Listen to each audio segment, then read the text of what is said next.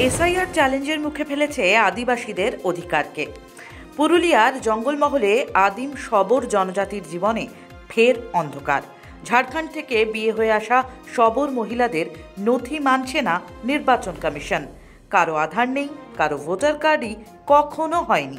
জাতিগত শংসাপত্র, forest right certificate কিছুই নেই। 1987-র আগের নথি না থাকায় বিএলও একের পর এক কাগজ ফিরিয়ে দিচ্ছেন।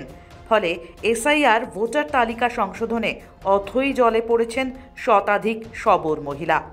যারা ঝাড়খণ্ড থেকে এসেছেন তাদের বাবা, মা না ঠাকুরদা কারোরই অস্তিত্ব মিলছে না নথিতে।